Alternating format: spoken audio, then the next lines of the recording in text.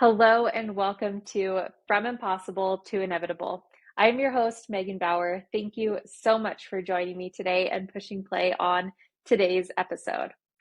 Today, I want to share with you my favorite perspective on time, more specifically about the idea of not having enough time, because this is something that is really pervasive. Everyone's busy, everyone has stuff to do, and it's really easy to fall onto the excuse of, I don't have time, which, if you've been in the personal development world for really any amount of time, you have probably heard that somebody saying that they don't have enough time. What they're actually saying is it's not that important, because when it is super important, you make the time, you rearrange things, you decide that this thing isn't that important, or it doesn't have to be done now, or I don't even have to be the one to do it, or I don't have to be there. Whatever it is, when there's something that is super important,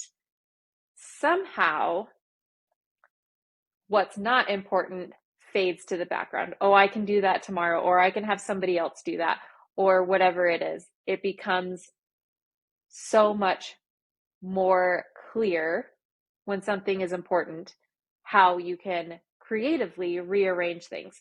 But it has to be important enough for you to get that creative sometimes.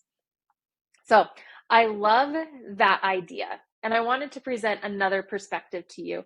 And this perspective comes from my favorite personal development book, You Are a Badass by Jen Sincero. This is one of my go-tos. I love this book. I've read it and listened to it probably over a dozen times. And I love the way she words things. So I want to share this bit with you and help you kind of change your perspective on the idea of not having enough time. She says, thanks to the hard work of people with big brains, we now know that time is an illusion. While most people have no idea what the hell that means, there's another angle that's a lot easier to grasp. Not having time is an illusion. For example, I don't have time to find a real parking spot, so I'll park in this loading zone. Oh, look at that. I just spent 3 hours I don't have getting my car out of the tow garage, another 2 getting lost on the way home, and 45 minutes complaining about it to my wife. I don't have time to clean my office. Oh, look at that. I just spent half an hour that I don't have looking for my phone that was buried beneath a pile of crap. Oh, and look at that. My phone is dead, which means I'm about to waste even more time I don't have looking for the damn charger, which might be under this pile of books over here, please, I hope. When we're forced to do something, suddenly the time is there, which means it's there all the time.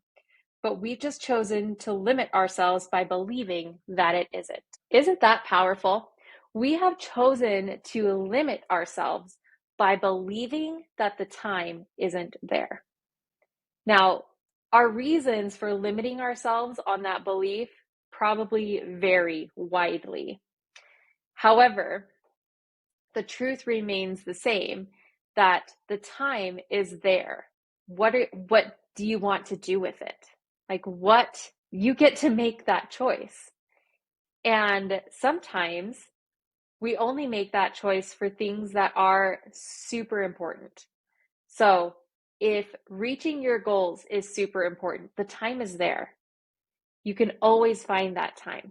And maybe you're thinking, Megan, I really can't. Like, I am booked solid from morning to, night.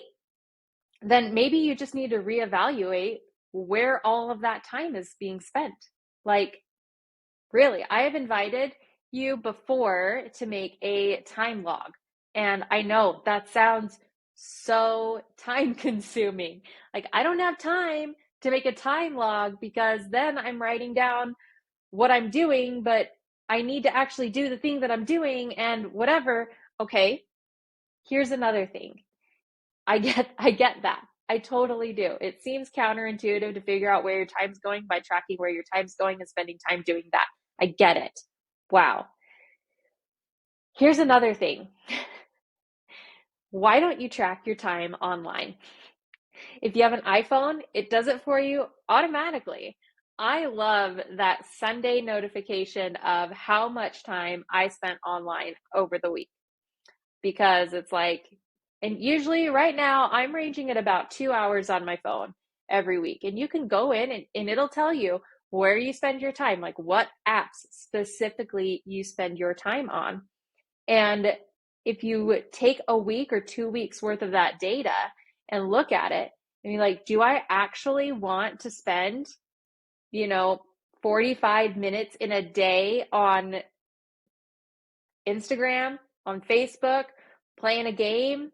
Is that really what I want to do? So you think you don't have time, but somehow throughout that whole entire day, you spent 45 minutes, an hour and a half on all of these different things that essentially don't contribute much of anything. So take a real hard look at that. Look at that time that you're spending in all of these various places and ask yourself, is that really where I want to spend my time? One of the things that I have recently just absolutely loved is that I have started drawing on my iPad. And I didn't used to do that a whole lot. It was kind of sparse here and there, but I've actually really started to enjoy it because I can literally spend a couple of minutes drawing at a time because it's easy to just like put the pencil away, hit the off button, and then I can be doing something else. So if I'm waiting in the car for my girls and I know they're going to be out any minute, I don't have to worry about like getting the pen out and getting a ruler or getting the paper out and like, oh, well, hopefully they don't come in and like jostle the car and then like that sucks. Because if they do and I'm on the iPad, I can just undo and no big deal. I've loved that. And guess what? I draw so much more now than I used to because I'm just slipping it in these little places. I'm finding all of these little nooks and crannies that instead of spending time on my phone doing whatever, I'm spending time drawing. And that's so much more fulfilling than playing a dumb game on my phone or whatever it is. So I challenge you to challenge how you view your time. What are you doing with it?